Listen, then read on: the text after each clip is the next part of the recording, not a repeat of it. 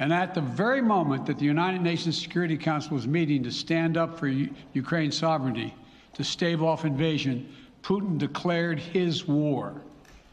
Within moments, missile strikes began to fall on historic cities across Ukraine. Then came the air raids, followed by tanks and troops rolling in.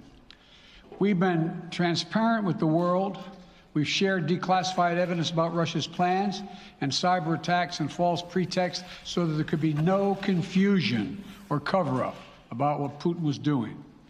Putin is the aggressor.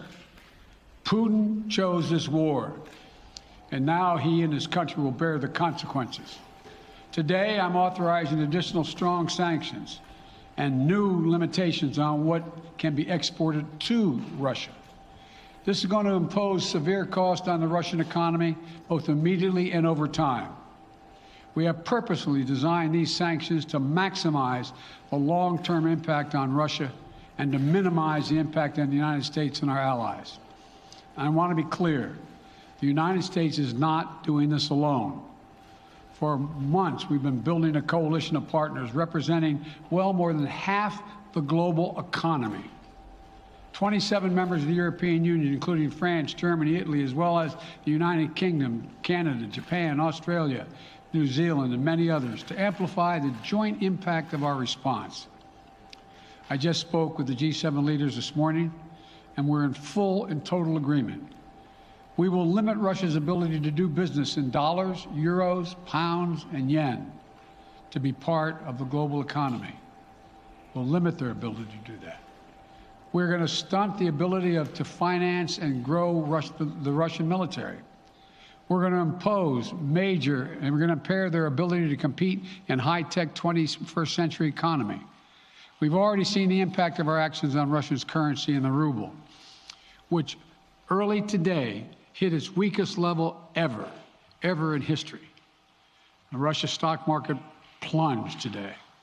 The Russian government borrowing rate spiked by over 15%.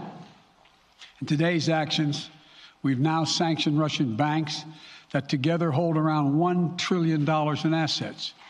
We've cut off Russia's largest bank, a bank that holds more than 1/3 of Russia's banking assets by itself, cut it off from the U.S. financial system. And today, we're also blocking 4 more major banks. That means every asset they have in America will be frozen. This includes VTB, the second largest bank in Russia, which has $250 billion in assets. As promised, we're also adding the names to the list of Russian elites and their family members that we're sanctioning as well. As I said on Tuesday, these are people who personally gain from the Kremlin's policies, and they should share in the pain. We will keep up this drumbeat of those designations against corrupt billionaires in the days ahead. On Tuesday, we stopped the Russian government from raising money from U.S. or European investors. Now we're going to apply the same restrictions to Russia's largest state-owned enterprises, companies with assets that exceed $1.4 trillion. Some of the most powerful impacts of our actions will come over time as we squeeze Russia's access to finances and technology for strategic sectors of its economy and degrade its industrial capacity for years to come. Between our actions and those of our allies and partners, we estimate that we'll cut off more than half of Russia's high-tech imports. It will strike a blow to their ability to continue to modernize their military. It'll degrade their aerospace industry, including their space program. It'll hurt their ability to build ships, reducing their ability to compete economically. And it will be a major hit to Putin's long-term strategic ambitions. And we're preparing to do more. Thanks for watching our YouTube channel. Follow today's top stories and breaking news by downloading the NBC News app.